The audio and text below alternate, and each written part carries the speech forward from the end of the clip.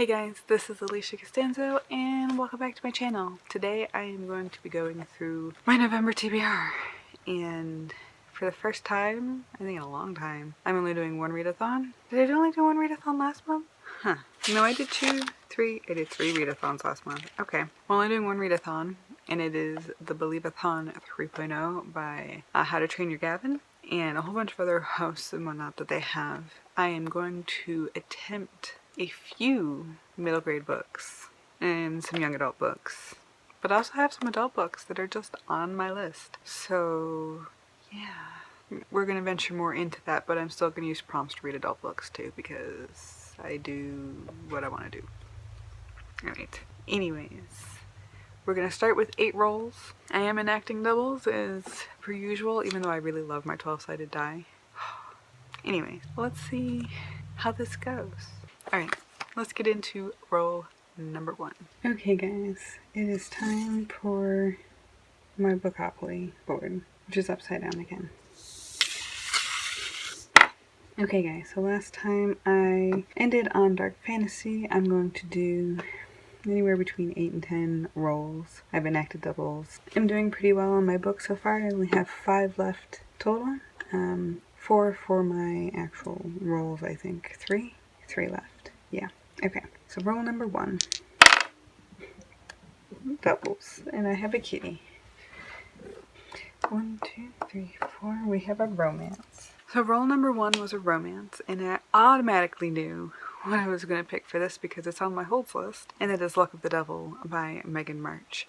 This is a sequel in, I never remember the names of things. The Forge trilogy. There we go, because his name is Forge. Duh, Alisha, Jericho Forge. He is essentially like a pirate. She keeps calling him a pirate. And there's a female poker player who's trying to get her sister back for cheating. She's being held for cheating in a game in a really dangerous place, and she's going to be sold if they don't pay $10 million.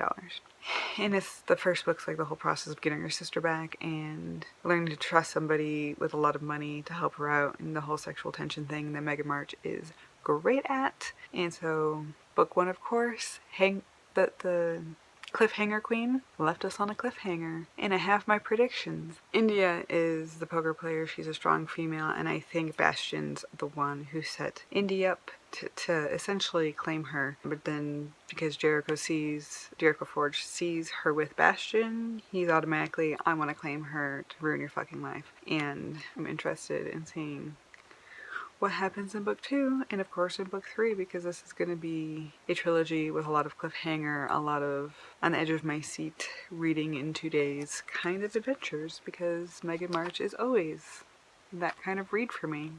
So it was easy. It was an easy roll 1, and we had a double, so we're up to 9 rolls. And of course my first one would be a double, but I'm not complaining because I usually I have like 14 books on my list anyways, so you know, whatevs. Alright, let's go on to roll number 2. Alright, roll number 2. 4 again. Ooh. So roll number 2 is randomized Goodreads, and if I still have them, which I usually just delete them and keep going, I'll show you how many rolls I had to do to get to my Goodreads in a number that I had access to the book. And I thought I was going to do this one, and I had it written down my list, and I went to go put it on hold, and I'm like, that's 16 weeks from now. That's not going to be on my November TBR, Alisha. Just roll again. Just roll again. So I randomized my Goodreads a lot, and I finally got to one that's currently available, and that is Discount Armageddon by Shannon McGuire.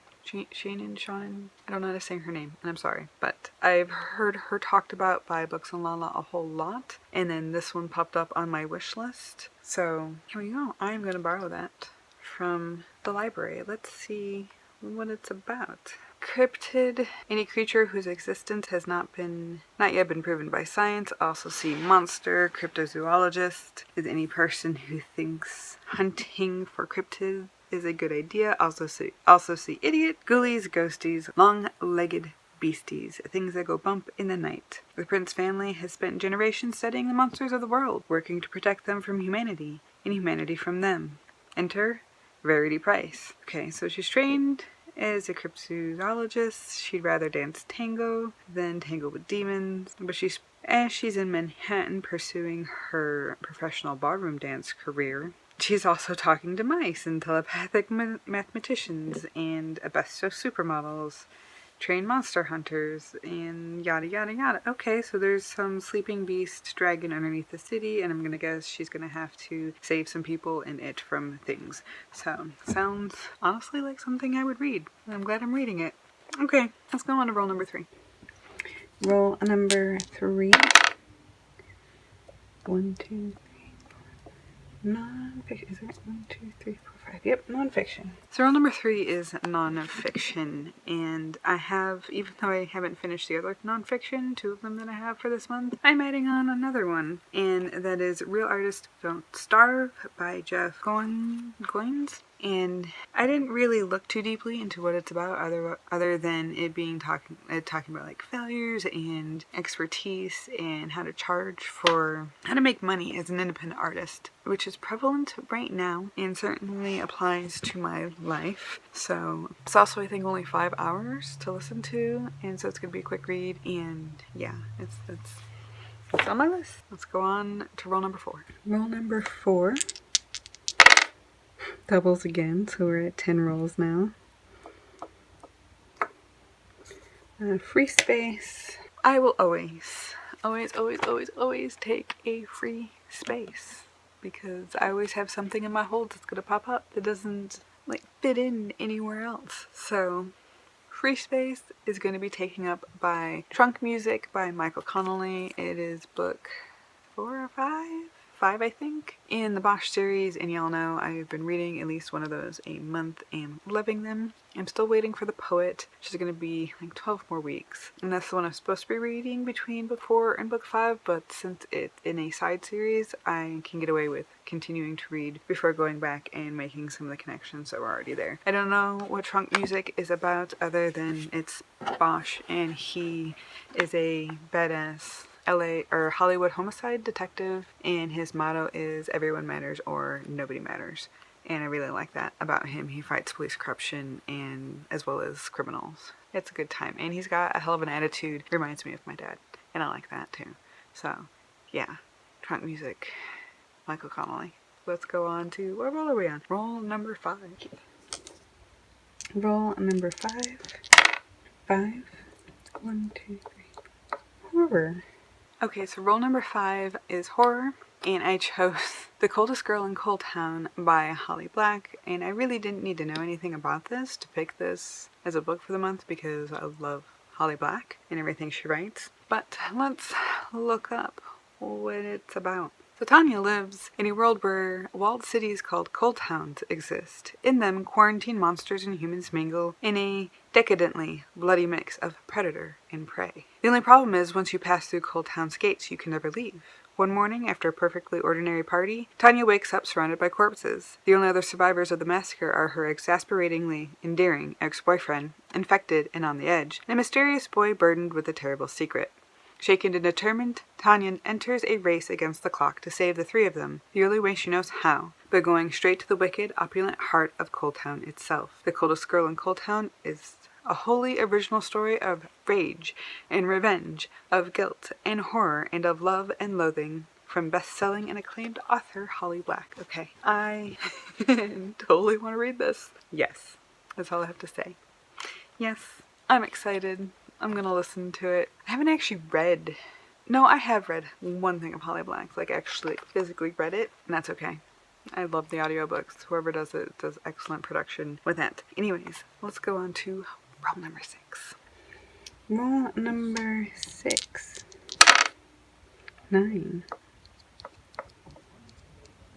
Urban fantasy. I will always take an urban fantasy. So roll number 6 is an urban fantasy, and again, if you know anything about me, you know that I will always take an urban fantasy. It's probably my most highly read genre in general. I finally found Half Wild, which is a sequel to Half Bad by Sally Green, which is kind of like an anti-hero villain creation story, and I've been waiting to read the next one of the books. I really loved all that was at play with it. As slow as it was, it had a lot of tension and characterization and enough violence to keep me going. I'm excited to see what happens next and what influenced the protagonist, so I don't remember his name right now, what his father's influence is going to have on him. That should be entertaining. I should probably explain. Main character is the first half-blooded witch. He's half black and he's half white, and he's hated and the government suppresses him and puts him through all of this stuff and then tried to kidnap him and all of these terrible, terrible things from a corrupt organization. And his father is the most wanted criminal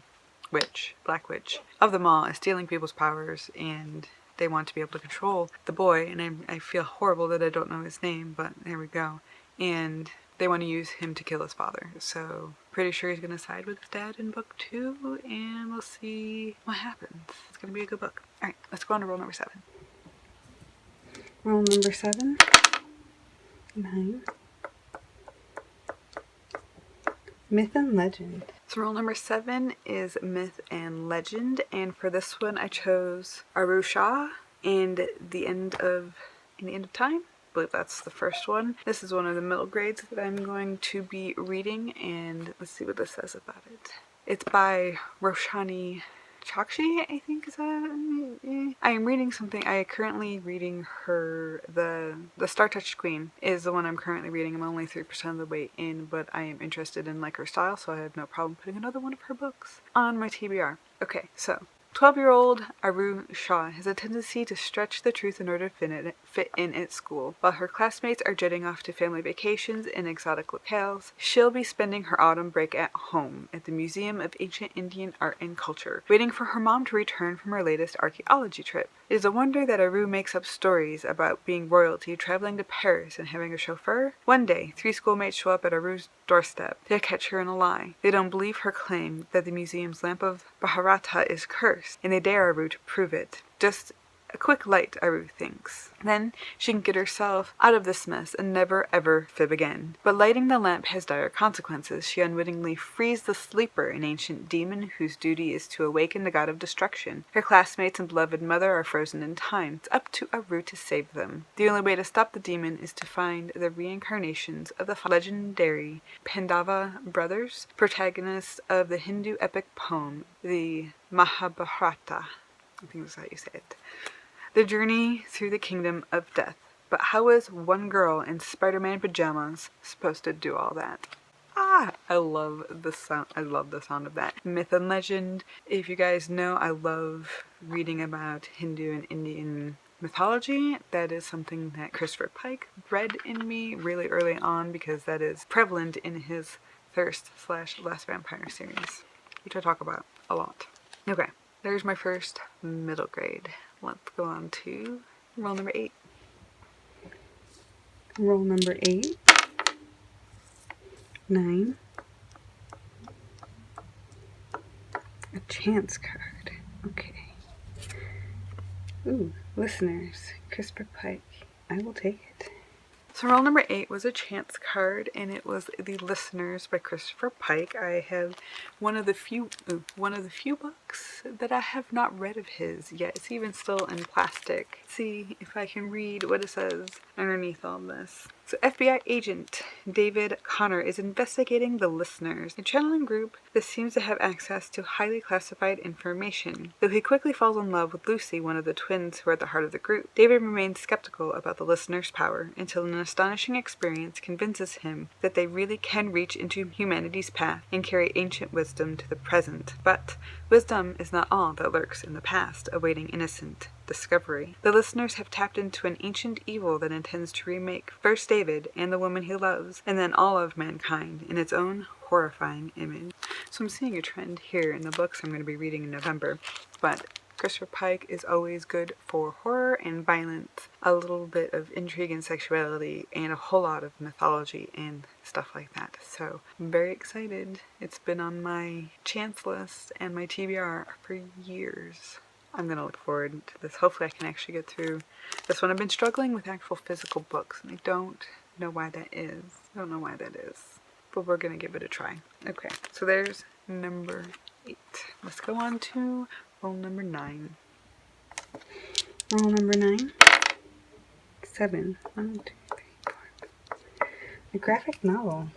So role number 9 is a graphic novel, and I actually have one of these on my wish list or wait list for my library, and it is Through the Woods by Emily Carroll. I do believe this is another one of my middle grades that I'm going to give a try, and it's also a middle grade like horror, which I love. Hello, Goosebumps. And it is 5 short stories told through graphic novel in this black, white, and red-esque, you'll see on the cover, and the inside looks very similar. It's gorgeous. It says it follows 5 mysterious, spine-tingling stories of journeys into and out of the eerie abyss. These chilling tales spring from the macabre imagination of acclaimed and award-winning comic creator Emily Carroll. Come take a walk in the woods and see what awaits you there. And so it's again very consistent with a few of the other books that I have this month, and it should be a quick read. I love the artwork in it. I love the aesthetic of it. So yes, let's get on to roll number 10 and hope that this is our last roll. And roll number 10. Yes. 1, 2, 3, an ebook or an audiobook. So it is, number 10 is our last roll, and this is a super, super easy roll because it is ebook or audiobook, and that's most of what I consume. So it's pretty much another free space. And at first, I had the thought of doing another 10 chapter challenge, and then I realized I was doing Believathon 3.0, and it had like 12 or 13 prompts to it, and so doing a 10 chapter challenge with that? No. But I am going to read a book that has been on my not only 20 before 2020 list, but also on my Kindle app for a really, really long time. I even started it once, and that is A Throne for Sisters by Morgan Rice. I've heard mixed reviews about her writing. I got all of her, I download every one of her books that is for free. But I remember this intriguing me quite a bit. So let's see what this is actually about. Sophia, 17, and her younger sister, Kate, 15, are desperate to leave their horrific orphanage. I do remember that bit. Orphans, unwanted and unloved, they nonetheless dream of coming of age elsewhere, of finding a better life, even if that means living on the streets of the brutal city of Ashton. Sophia and Kate, also best friends, have each other's backs, and yet they want different things from life. Sophia, a romantic, more elegant, dreams of entering court and finding a noble to fall in love with. Kate, a fighter, dreams of mastering the sword and battling dragons and becoming a warrior. They are both united, though, by their secret, paranormal power to read others' minds. Their only saving grace in the world that seems bent to destroy them. As they each embark on a quest and adventure their own ways, they struggle to survive. Faced with choices neither can imagine, their choices may propel them to the highest power, or plunge them to the lowest depths. Okay, so this reminds me a bit of like a Cool Prince vibe. You have the one sister hell-bent on love, and the other sister hell-bent on being a knight. I'm hoping it has the same kind of pull on me that the Cruel Prince, the Folk and Air series did. There are a few things in the writing of just the blurb that I'm like, we might have issues, but we'll see. And I want to check it off my 2020 list. So, A Throne for Sisters by Morgan Rice. Okay, let's talk a little bit about the Believathon 3.0. There are 13 prompts. It was a pretty interesting video to watch all of the guest hosts, essentially, and authors do this with Gavin. So if you haven't seen the video, it'll be linked down below. Please go watch Believathon 3.0. And I'm going to just go through probably relisting some of these, and what prompt for what book. And we have a few extras hanging out. Prompt 1 is the key, or pick a mystery. So I chose The Listeners, which is apparently a mystery too. I looked it up on Goodreads, and that's how I made that decision. Because FBI makes sense to me. This is going to be my mystery. It's non-middle grade. Sorry. Alright, number 2 is Fingerprints, which is an other culture, is Amal Unbound by Aisha Saeed. Let's see, what is that about? Because that's not one I've talked about yet, guys. This is a middle grade young adult. It's definitely young adult. And I heard about this through Books on Lala from Kayla. And it says it's the compelling story of a girl's fight to regain her life and dreams after being forced into indentured servitude. Life is quiet and ordinary in Amal's Pakistani village, but she has no complaints, and besides, she's busy pursuing her dream of becoming a teacher one day. Her dreams are temporarily dashed when, as the eldest daughter, she must stay home from school and take care of her siblings. Amal is upset. She doesn't lose hope and finds ways to continue learning. Then the unimaginable happens. After an accidental run-in with the son of the village corrupt landlord, Amal must work as a family servant to pay off her own family's debt. Life at the opulent Khan estate is full of heartbreak and struggle for Amal, especially when she inadvertently makes an enemy of a girl named Nabila. Most troubling, though, is Amal's growing awareness of the Khan's nefarious dealings. When it becomes clear just how far they will go to protect their interests, Amal realizes she will have to find a way to work with others if they are ever to exact change in a cruel status quo, and if Amal is ever to achieve her dreams. Okay, so it sounds like a contemporary, not something that I usually would read, but it did interest me enough that that's going to be my fingerprints other culture prompt.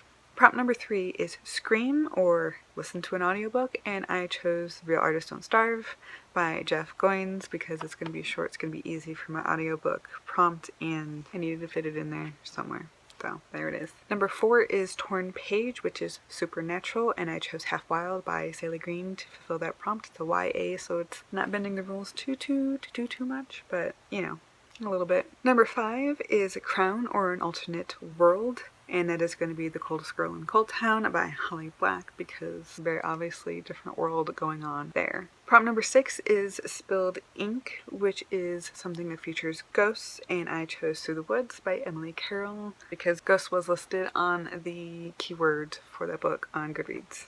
Number 7 is Dagger, which is a dangerous setting, and I chose A Throne for Sisters by Morgan Rice because the orphanage and the dangerous city, as mentioned in the blurb, definitely fits that prompt, and that is again a YA rather than a middle grade, but you know.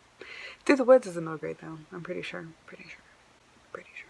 Prompt number 8 is Backpack, and that is an author who is new to me, and so I chose Discount Armageddon by Shannon McGuire. Again, I have no experience other than books on Lala with her. Number 9 is Footprints, or something that is prominently features a villain, and I chose, once again, Artemis Fowl by Ian Colfer, and this is a villain coming of age story, so I am pretty excited to attempt to read this again. If you guys have been here at all for a little while watching my videos, I've been trying to read this for quite a while, and if you're new, this is probably my 4th time putting this on my TBR. We'll see if I get through it. Number 10 is Mirror or A Beautiful Cover, and I chose Leviathan by Scott Westerfeld because this is an audiobook, and I remember loving Scott Westerfeld. I believe it was the Ugly series that first introduced me to him when I read him in college. So let's see what Leviathan is about. Prince Alexander, I'm just gonna call it that because it's spelled weird, would be the heir to the Austro-Hungarian throne, is on the run. His own people have turned on him. His title is worthless. All he has is a battle-torn war machine and a loyal crew of men. Darren Sharp is a commoner disguised as a boy in the British Air Service. She's a brilliant airman, but her secret is in constant danger of being discovered. With World War I brewing, Alex and Darren's paths cross in the most unexpected way, taking them on a fantastical around-the-world adventure that will change both their lives forever. Kind of vague, but I do believe this is on the younger side of young adults, leaning towards middle grade, so that makes me feel a little bit better about choosing this one, and I got the audiobook, and it's a beautiful cover. And the roses, or gems, or I don't know, it's shiny, and it's got the red and the dark and the bronze, and I like it. I like steampunk kind of looking things. So prompt number 11 is Chain, or A Colorful Cast, and this is way off base, but Luck of the Devil is what I'm choosing for that prompt by Megan March, because definitely a colorful cast of characters. They're all wild and crazy and full of mirth. Number 12 is Lightning, or Folk Tales, and that's what I chose Arusha and The End of Time for by Roshani Chakshi, and that is another reason why I chose it as a middle grade. And then 13th is Shadow, and that is published in 2020. There's only one book that I'm going to have access to published in 2020 that I really want to read, and it is young adult at least, and that is The Ballad of Songbirds and Snakes by Suzanne Collins. I have read a third of it, actually, last month. Was it last month or the beginning of this month? I think it was beginning of this month. I read about a third of it, and dumb me, only wrote it for 7 days, and I just didn't have the time to read it all, so I put it on hold again, and I should get it next month. November 2020 read for Shadow. Okay guys, that's Oh, and if you don't know, Songbirds and Ballad of Songbirds and Snakes, that is the prequel about President Snow for the Hunger Games series. I really don't think I need to explain much more than that. A lot of people have been talking about it, and it's Hunger Games. And so far, I really like it. I have a few predictions, but I'm not going to share them right now because they're spoilers. Anyways, let me know what you are going to be reading in November in the comments below. Say hello, make suggestions if you think you've read something that I would like, and I will see you guys next time. Thanks for watching.